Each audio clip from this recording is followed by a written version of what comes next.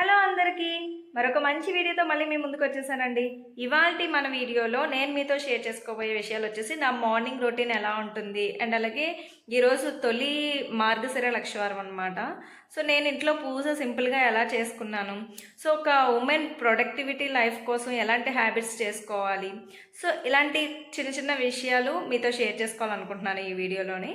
So వీడియోని ఎక్కడ skip చేయకుండా ఎండింగ్ వరకు చూసేయండి. వీడియో ఎలా ఉందో అనే దాన్ని బట్టి చిన్న కామెంట్ కూడా ఇచ్చేసేయండి. ఫస్ట్ టైం మన ఛానల్ ఈ వీడియోని చూసేవాళ్ళు మన ఛానల్ని సబ్స్క్రైబ్ చేసుకొని పక్కనే ఉన్న బెల్ ఐకాన్ మీద క్లిక్ చేసి ఆల్ అనే ఆప్షన్ మీద క్లిక్ చేస్తే నేను ఏ విధమైన వీడియో పెట్టినా మీకు వెంటనే నోటిఫికేషన్ ద్వారా రీచ్ అయిపోతుంది.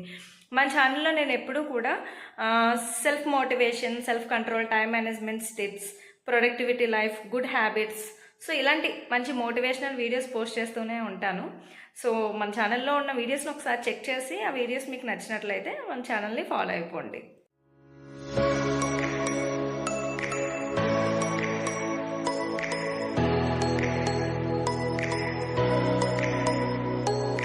మనకి ఒక ప్రొడక్టివిటీ లైఫ్ కావాలి, లేకపోతే లైఫ్లో ఏదైనా గోల్ పెట్టుకున్నామో ఆ గోల్ని ఎలాగైనా సరే రీచ్ అవ్వాలి, లేకపోతే ఒక ఇంటి ఇల్లాలుగా నేను ఎప్పుడు కూడా హ్యాపీగా ఉండాలి, ఇంట్లో పనులన్నిటిని ఈజీగా హ్యాండిల్ చేసేసుకోవాలి, సో అంతా కూడా మంచిగా టైం మేనేజ్మెంట్ అవన్నీ కూడా తెలుసుకోవాలి అని అంటే మనకి గుడ్ హ్యాబిట్స్ ఉండాలన్నమాట ఫస్ట్.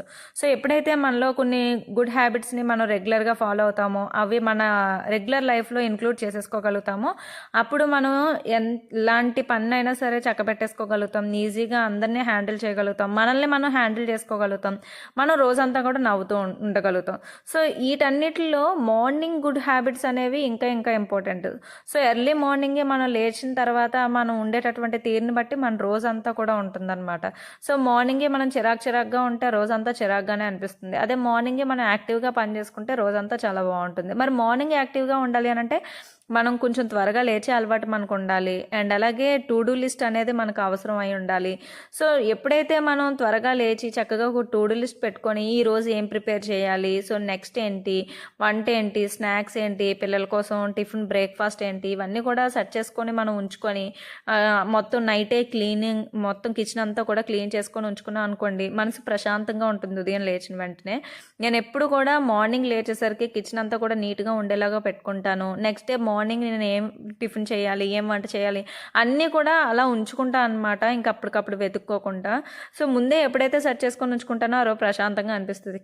ఒకవేళ అలా సెట్ చేసుకోలేదు, టు డూ లిస్ట్లో ఏమీ లేదు, అలా గుడ్డిగా పొద్దున్న లేచిన తర్వాత కిచెన్లోకి వచ్చాను అంటే కిచెన్ అంతా గజిబిజిగా అనిపించి ఏంట్రా బాబు, ఈ వంట చేయడం ఏంట్రా బాబు, నా లైఫ్ ఏంట్రా బాబు, నా బ్రతకంతా ఈ వంటగదిలోనే ఉండిపోయింది, ఇలాంటి ఆలోచనలు వస్తాయన్నమాట. సో అందుకనే కిచెన్ క్లీన్ ఉంచుకోవడం.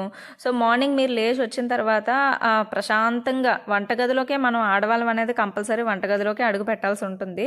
సో వంటగదిని చూడగానే ప్రశాంతంగా ఉండేలాగా నైట్ ఉంచుకోండి. ఇంకా టు డూ లిస్ట్ అనేది ప్రిపేర్ చేసుకోండి. ఇంకా ఎర్లీ మార్నింగే లేవడం కొంచెం అలవాటు చేసుకోండి. సో మనం ఇంట్లో వాళ్ళకంటే కొంచెం ముందు కనుక లేచినట్లయితే ఆ రోజు అంతా ప్రశాంతంగా ఉంటుంది కాబట్టి. సో ఇంతకుముందు త్వరగా లేవడం నాకు చాలా బద్ధకంగానే అనిపించేది. ఇప్పుడు వద్దన్నా సరే నాకు త్వరగా మెలకు వచ్చేస్తుంది. సో వీకెండ్స్లో నాకు టైం ఉన్నా కానివ్వండి ఉదయాన్నే లేచేస్తున్నాను అనమాట. ఇంకా అదొక హ్యాబిట్ లాగా అయిపోద్ది అనమాట మనకి. లేచిన తర్వాత ముందు మనకి ఒక ప్రొడక్టివిటీ లైఫ్ కావాలి అని అంటే మనం మైండ్ఫుల్నెస్గా ఉండడం, రోజంతా గజిబిజిగా ఉండకుండా ప్రశాంతంగా ఉండడం అలవాటు అవ్వాలి అని అంటే ఫస్ట్ మనం చక్కగా మైండ్ఫుల్నెస్గా ఆలోచించాలి. ఇంకా తర్వాత ఒక గ్లాస్ వాటర్ అయితే తాగడం మనం అలవాటు చేసుకోవాలండి. సో కంపల్సరీ మనం మంచిగా వాటర్ తాగితే రోజంతా హైడ్రేటెడ్గా ఉంటాము, ఎనర్జీగా ఉండగలుగుతాము. సో వాటర్ అలా సిప్ చేసుకుంటూ కూర్చొని ప్రశాంతంగా తాగడం వల్ల చాలా ప్లస్ పాయింట్లు ఉంటాయన్నమాట మనలోని. ఇంకా అది కూడా అయిపోయిన తర్వాత ఎక్సర్సైజ్ కుదిరితే చేయండి. సో నాకైతే రెగ్యులర్గా వాకింగ్, ఈ మధ్య మళ్ళీ ఎక్సర్సైజ్లోకి పడ్డాను. మొన్నటి వరకు వాకింగ్ చేసేదాన్ని కదా, ఇప్పుడు ఇంట్లోనే ఉండి ఎక్సర్సైజ్ చేసుకుంటున్నాను అనమాట కొంతసేపు. ఇంకా మా హస్బెండ్ క్యారీస్ కట్టేసి పిల్లల్ని పంపించేసిన తర్వాత ఇంట్లో పనుల మీద పడుతున్నాను అనమాట. సో ఒక్కొక్కసారి మా హస్బెండ్ ఉంటుండగానే చక్కగా ఉదయాన్నే పూజ చేసేసుకోవడం, హౌస్ క్లీన్ చేసేయడం, కొన్ని పనులైనా అవుతాయి, ఒక్కొక్కసారి అసలు అవ్వవండి. సో ఒక్కొక్కసారి లేట్ అయిపోతూ ఉంటుంది. సో నేను ఎప్పుడూ అనుకుంటాను మా ఆయన ఉంటుండగానే చక్కగా దీపారాధన కూడా చేసేసుకోవాలి, ఇంకా ప్రశాంతంగా ఉంటుంది కదా, వాళ్ళకు కూడా వెళ్ళే ముందు ఒక మంచి వైబ్స్ ఉంటాయి కదా. మా ఆయన ప్రతిరోజు వెళ్ళేటప్పుడు దేవుడి దగ్గర నీళ్ళు పెట్టుకొని దండం అయితే పెట్టుకుంటారు. సో ఇంకా అక్కడ క్లీన్ చేసేసి, హౌస్ కూడా క్లీన్ చేసి అగరబత్తులు వెలిగించి ఆ పాజిటివ్ ఎనర్జీ ఉంటే ఇంకా బాగుంటుంది కదా వాళ్ళు వెళ్ళేసరికి అని నాకు అనిపిస్తుంది. సో అంత హడావడిగా ఇంకా చేయలేకపోతున్నాను. ఎందుకంటే ఇంకా 6:20 కల్లా బ్రేక్ఫాస్ట్ ప్రిపేర్ చేయాలి, లంచ్ ప్రిపేర్ చేయాలి. సో క్లీనింగ్ చేసే కదా మనం పూజ చేసుకుంటాం. క్లీనింగ్ అంటే అక్కడ వెనకబడిపోతున్నాను అనమాట. ఇంకా తర్వాత 7:10కి పెద్దోడు వెళ్తాడు, 8:20కి చిన్నోడు వెళ్తాడు. సో వాళ్ళని రెడీ చేసుకోవడం, వాళ్ళకి క్యారేజీలు పెట్టడం, వాళ్ళని పంపించడం, తీసుకెళ్ళడం, తీసుకురావడం, మధ్యలో హౌస్ క్లీనింగు, మళ్ళీ నేను రెడీ అవ్వడం, సో నా స్నానం, ఇవన్నీ కూడా ఉంటాయి కదా. సో అందుకని ఒక్కొక్కసారి త్వరగా పూజ అనేది చేయలేకపోయినప్పటికీ కొంచెం లేట్గా అయినా సరే దండం పెట్టుకోవడము, కొంచెం అగరబత్తులు వెలిగించుకోవడము, లేకపోతే దీపారాధన చేసుకోవడము, ఏదో ఒకటి చేయడానికైతే ఇంట్రెస్ట్ చూపిస్తాను. ఎందుకంటే గ్రాటిట్యూడ్ అనేది చాలా చాలా ఇంపార్టెంట్ మన గుడ్ హ్యాబిట్స్లో. ఇది ఒక మంచి హ్యాబిట్ అనమాట. సో గ్రాటిట్యూడ్తో ఎప్పుడైతే మనం ఉంటామో సో అంతా కూడా మంచి జరుగుతుంది అని మనం అనుకుంటామో, దేవుడు ఏదైతే మనకి ఇచ్చాడో దాన్ని బట్టే కదండి సో మనం నడుచుకోవాలి. సో దానికి ఖచ్చితంగా మనం థ్యాంక్స్ చెప్పుకోవాలి. సో మనకి మనం కష్టపడితే వచ్చిందా, దేవుడే ఇచ్చాడా అని వితండవాదాలు చేయకుండా గ్రాటిట్యూడ్ చూపించుకోవాలి. సో ఇంకా వెళ్ళిన తర్వాత దేవుడి గది క్లీన్ చేద్దాము అని అనుకున్నాను. హౌస్ అంతా క్లీన్ చేసిన తర్వాత వాషింగ్ మిషన్లో బట్టలు అవన్నీ వేసిన తర్వాత ఇంటి ముందు మంచిగా ముగ్గు అయితే వేసుకున్నాను అనమాట. సో అదేంటో మనకి ఇంటి ముందు ముగ్గు ఉంటే ఇంకా పాజిటివ్ ఎనర్జీ వచ్చేస్తుంది అనమాట. ఇంకా అందులో పసుపు కుంకుమలు వేసుకొని అలంకరించుకుంటే ఇంకా బాగుంటుంది. సో ఇలా ముగ్గు అది పెట్టేసుకున్న తర్వాత ఇంకా దేవుడి గదిలో ఉన్న క్లాత్స్ అవన్నీ తీసేసి అక్కడ కూడా అంతా కూడా క్లీన్ చేసుకొని మాప్ పెట్టేసుకొని తర్వాత వేరే క్లాత్ వేసుకొని చక్కగా అన్నిటిని కూడా తుడిచేసుకున్నాను. ఫస్ట్ పొడి క్లాత్తో తుడిచేసుకొని తర్వాత తడి క్లాత్తో తుడుచుకొని తర్వాత చందనము కుంకుమతో బొట్లు అయితే పెట్టుకున్నాను అనమాట. సో ఎప్పుడు కూడా దేవుడి పటాలకి మనకి పసుపు బొట్లు పెట్టే కంటే చందనంతో కనుక పెడితే మళ్ళీ మనం తుడిచే వరకు కూడా అవి అలాగే ఉంటాయి. సో చక్కగా చెక్కు చెదరకుండా ఉంటాయి అన్నమాట. సో చందనంతో ఎప్పుడు కూడా బొట్లు పెట్టడం బాగుంటుంది. సో చక్కగా మొత్తం అన్నిటికీ కూడా బొట్లు అయితే పెట్టేసుకున్నాను అనమాట.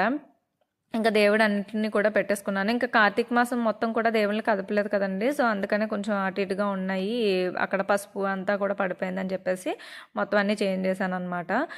అయితే ఇంతకుముందు పీట అనేది కొంచెం కిందకు పెట్టుకునేదాన్ని. ఇప్పుడు ఒక అట్టపెట్టు కింద పెట్టి కొంచెం మళ్ళీ ఆ పీట ఎత్తులో పెట్టుకొని మొత్తం అన్ని పటాలు ఒకే హైట్లో ఉండేలాగా పెట్టుకున్నాను అనమాట. సో మొన్నటి వరకు వెంకటేశ్వర స్వామిదిని లలితమ్మ వారిది కింద పీట మీద సపరేట్గా ఉండేది కదా, ఈసారి పైన పెట్టేసుకున్నాను.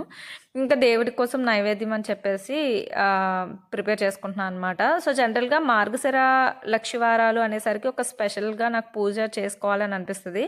మనకి శ్రావణ శుక్రవారాలు ఎలాగో ఇక్కడ మార్గశిర లక్షవారాలు కూడా అంతే అనమాట. సో సింపుల్గా నైవేద్యం ఏదైనా పెట్టుకోవచ్చు కాబట్టి నేను ఎప్పుడు ఫస్ట్ లక్షవారం ఇలాగ పొంగలి ప్రిపేర్ చేస్తాను.